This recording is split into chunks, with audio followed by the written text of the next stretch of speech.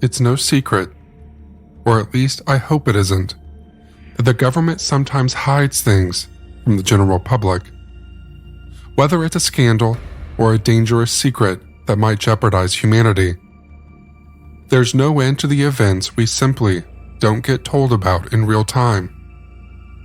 And a shining example of this is Project Blue Book.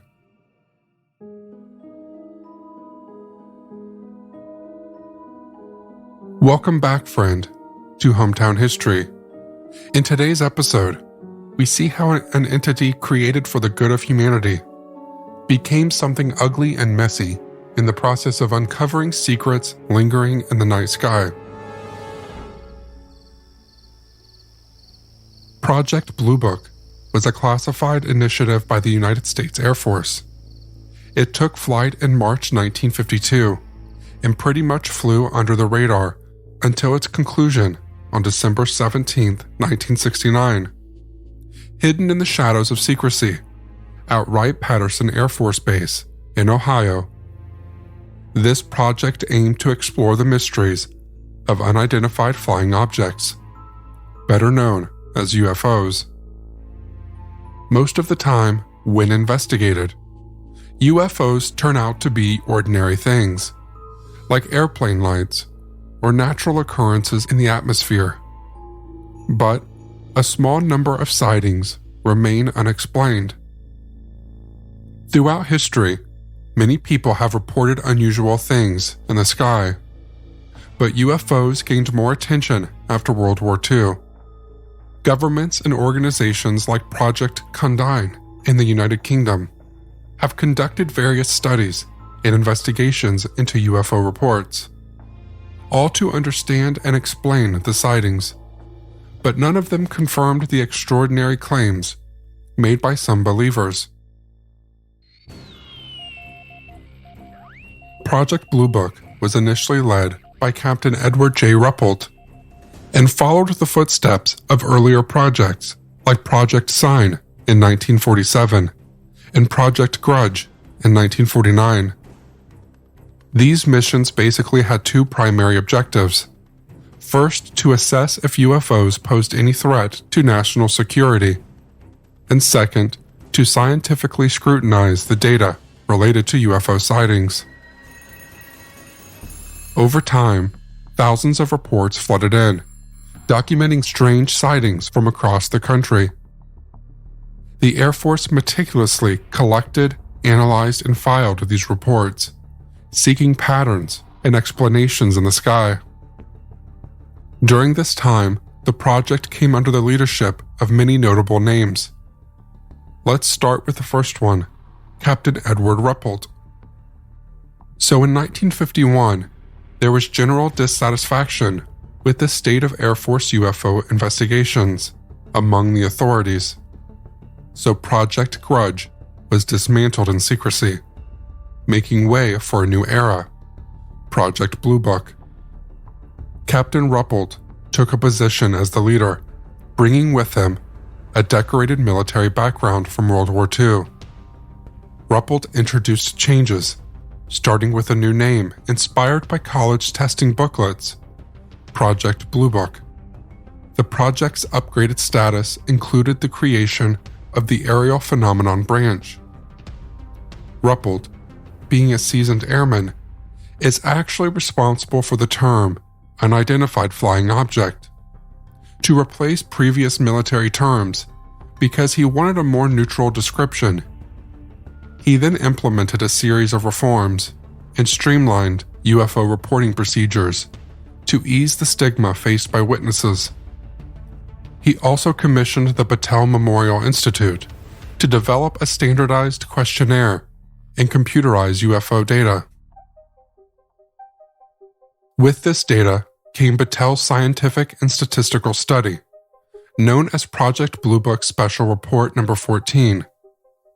Captain Ruppelt took help from the Battelle Memorial Institute, a think tank in Ohio, to bring more scientific rigor to Air Force UFO studies. The Institute crafted a standardized reporting form, and from March 1952, they analyzed around 3,200 sighting reports encoding details onto IBM punch cards for computer analysis. This groundbreaking report, completed in 1954, was a mammoth analysis, the largest of its kind at the time. Patel's 4 scientific analysts categorized cases of knowns, unknowns, or with insufficient information. They further divided these into quality categories, considering factors like witness experience and supporting evidence. The key findings were pretty intriguing. Buckle in for some numbers. About 69% of cases were known or identified, with 38% conclusively identified and 31% still doubtfully explained. Approximately 22% were deemed unknown, a drop from the earlier 28% in Air Force studies. In the known category, 86% were mundane objects, like aircraft and balloons, or had astronomical explanations. Only 1.5% were considered, quote, crackpot cases. The higher the case quality, the more likely it was classified as unknown, with 35% of excellent cases falling into this category. The overall results were interesting and did shape a large amount of data, but the summary of the report was quite controversial. It suggested that UFO observations likely didn't involve any fancy advanced technology beyond our knowledge. Some critics pointed out that analysts' conclusions contradicted their own statistical results, possibly influenced by the shifting political climate within Blue Book. So when the Air Force made the report public in 1955, they claimed it scientifically disproved the existence of UFOs, asserting that only 3% of cases were unknown. But critics argued that the actual figure was 22%, and the remaining 3% was incorrectly categorized. No matter the controversy that came with it, the report's impact echoed in a 1979 French report, acknowledging that about a quarter of closely studied UFO cases defied explanation.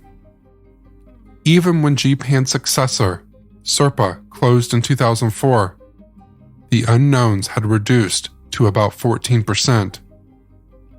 Some found these unexplained cases so compelling that they pointed towards extraterrestrial origins. But Ruppelt was mindful of past factionalism, and to keep the team focused, he fired personnel who leaned too heavily towards one hypothesis or another. After all, objectivity is key when you're a part of a project like this. Ruppelt's leadership granted Blue Book officers at each U.S. Air Force Base unprecedented authority to collect and forward UFO reports. During his tenure, the team was empowered to interview military personnel witnessing UFOs without following the usual chain of command.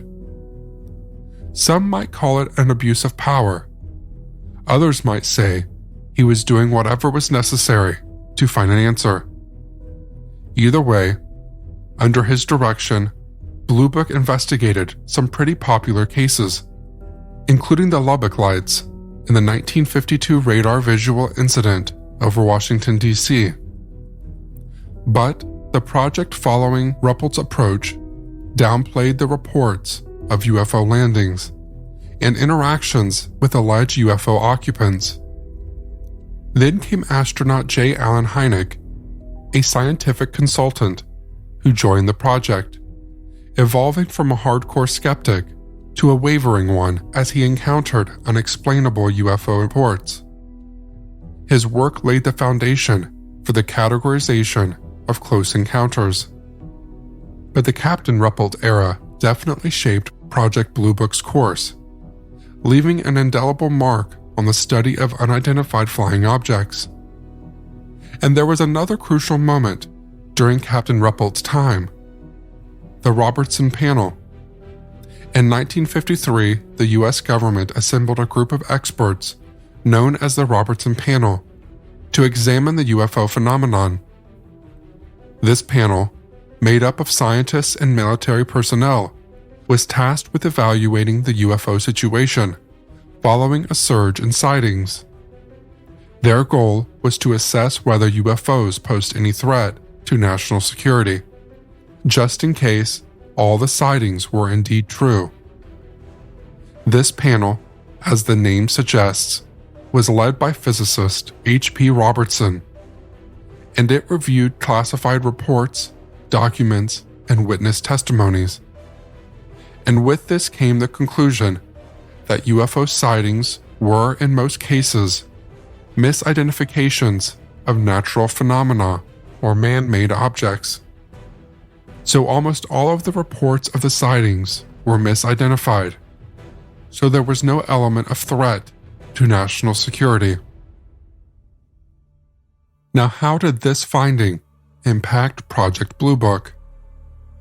There was way too much interest in UFOs at this time, not helped by the fact that every other day there was a new report of a sighting.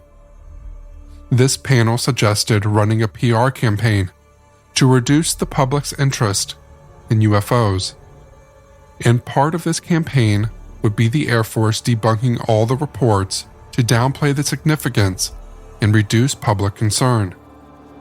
With this, Project Blue Book underwent a shift in approach.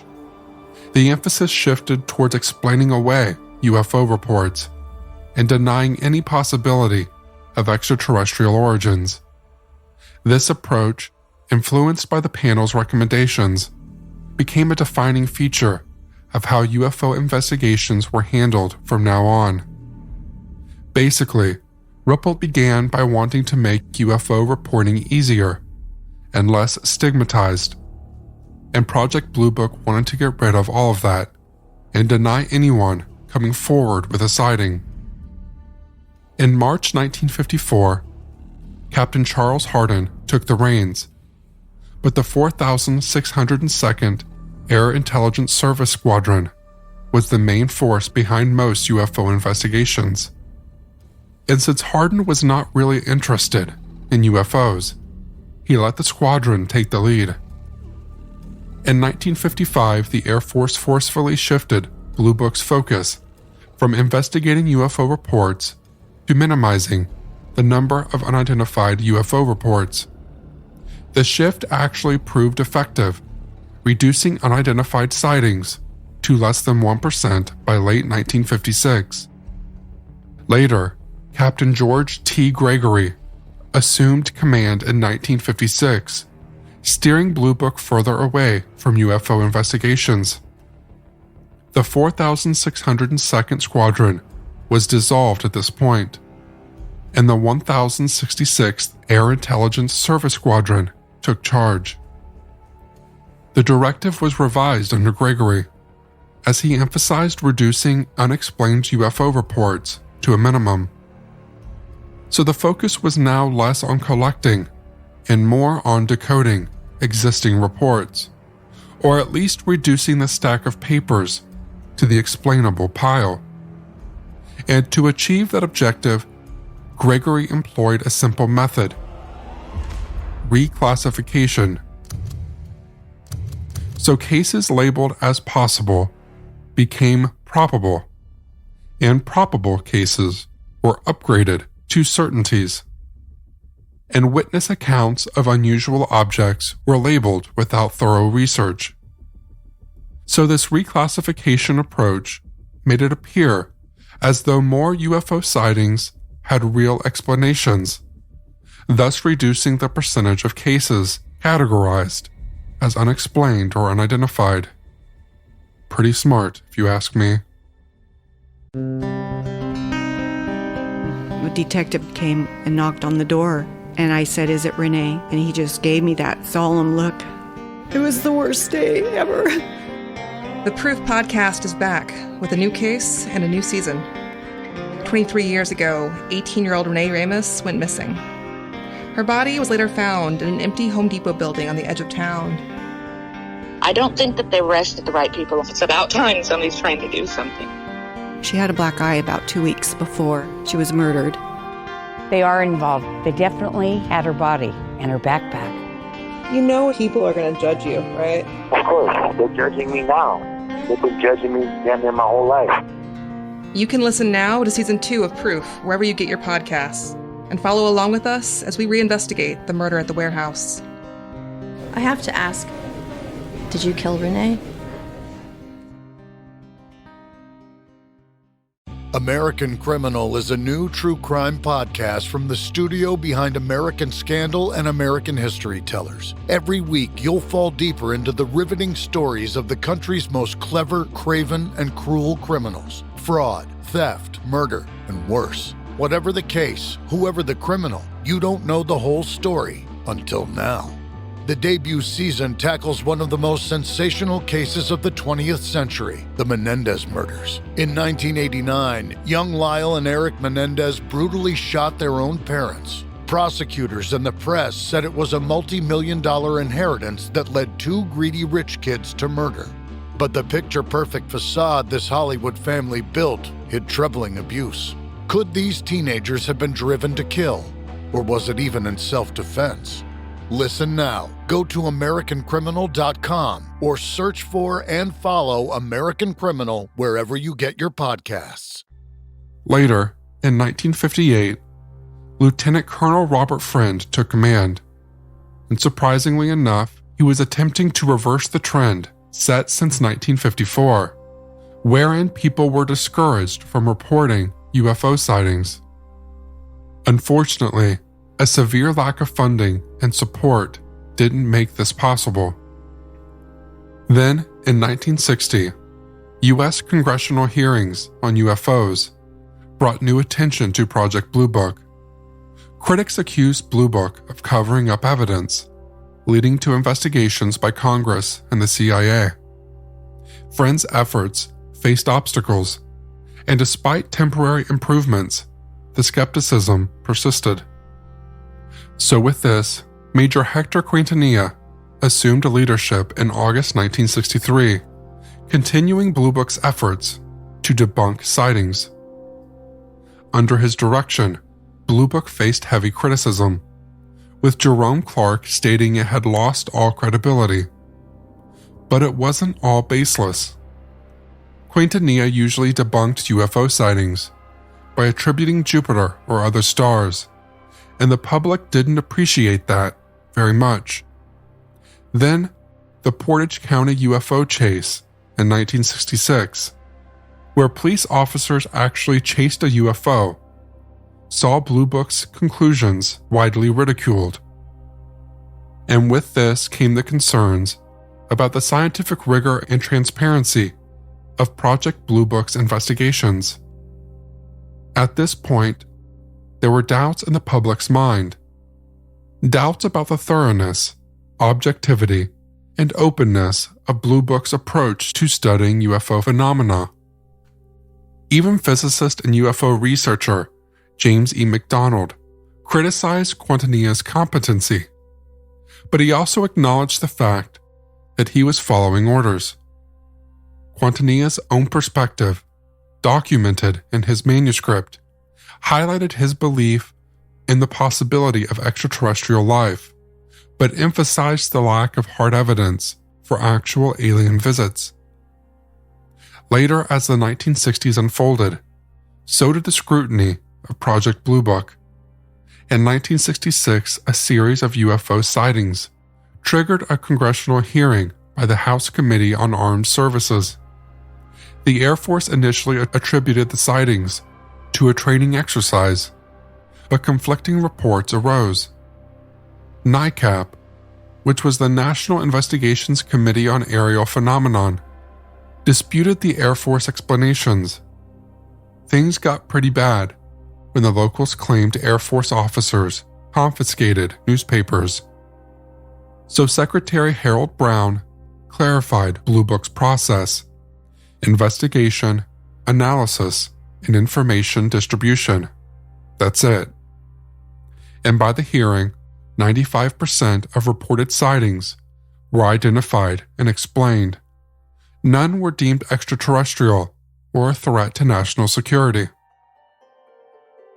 Blue Book's science consultant, J. Allen Hynek, proposed forming a civil panel for a comprehensive assessment of the UFO situation, which surprisingly faced quite a bit of criticism, leading to the creation of the Condon Committee in 1966 for scientific research. Then, the committee itself faced controversy, with accusations of bias against director Edward U. Condon. At this point, the project was more trouble than it was worth. The Air Force couldn't justify funding this mess anymore. So Secretary of the Air Force Robert C. Siemens Jr.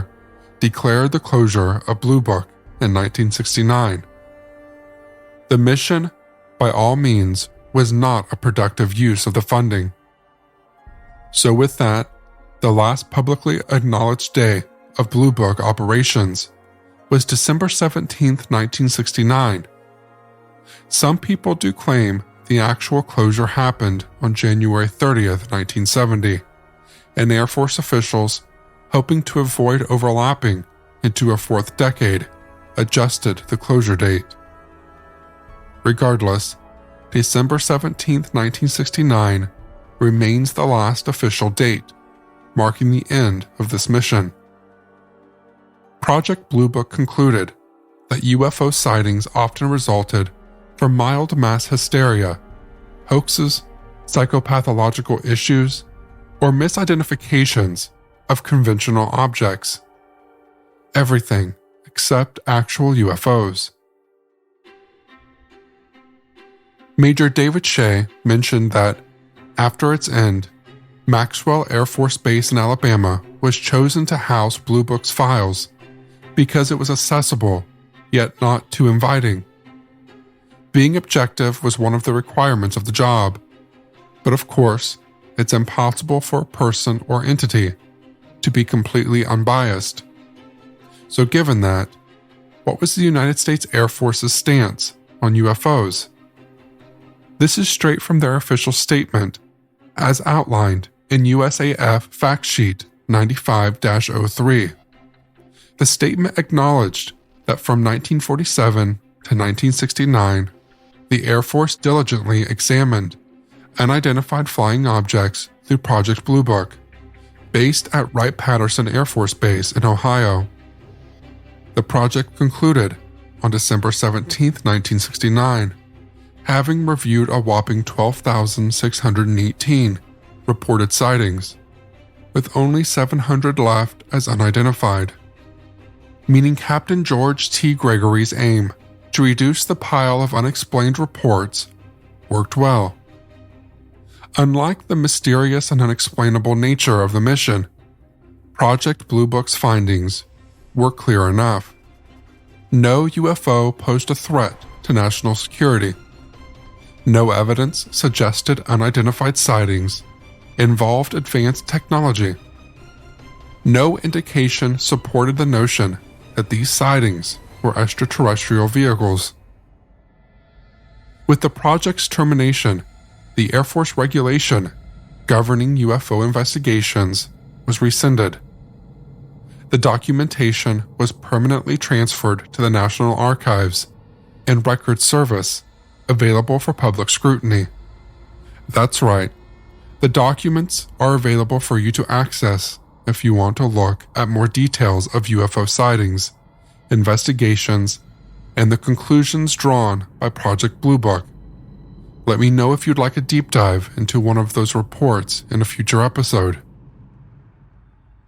Beyond Blue Book, a memorandum from October 20th, 1969, signed by Brigadier General Carol H. Bolender, assured that reports of UFOs affecting national security would still be handled, although not within the Blue Book system.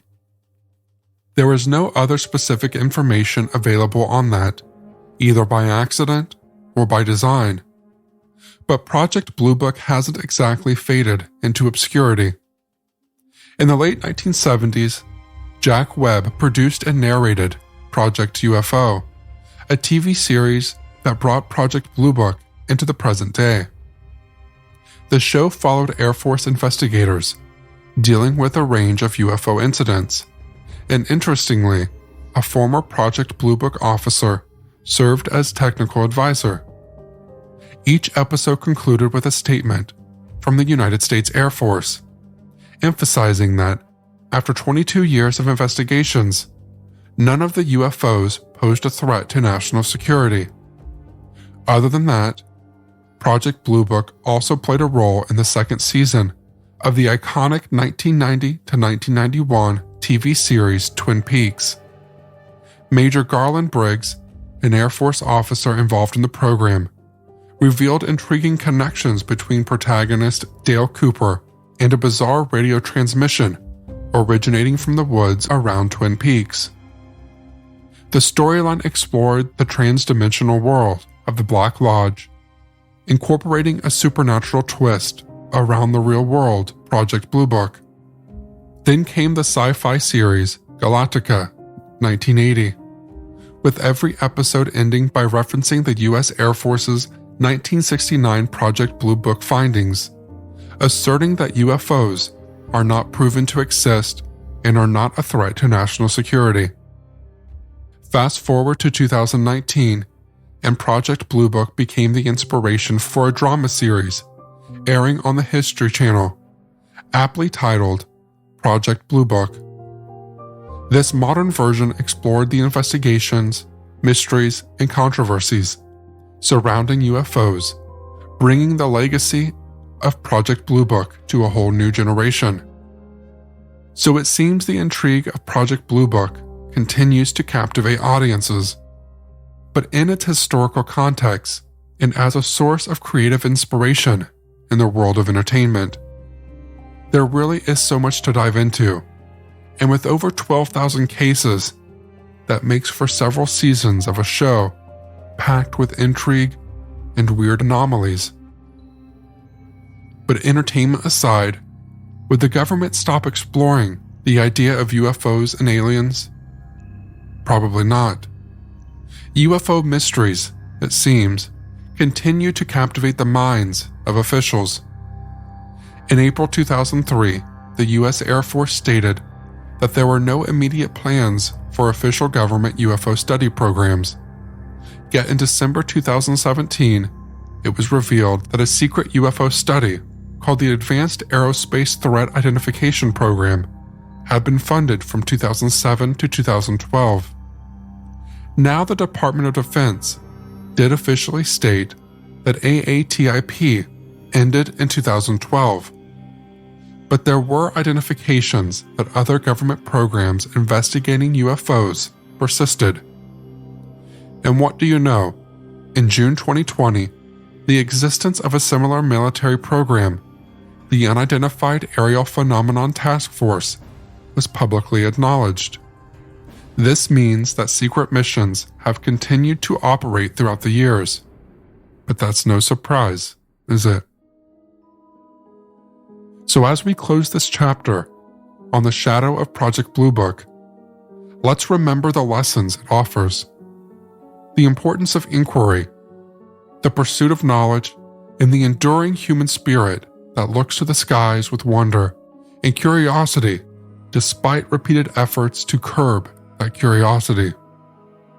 Whether it was the meticulous statistical analysis of Special Report Number 14, the controversies and criticisms that followed, or the change in leadership, Project Blue Book stands as a reminder of these lessons. Thank you for listening to Hometown History, and be sure to follow along for more stories from the past. Until next time, keep questioning, keep exploring, and never stop wondering about the mysteries that surround us.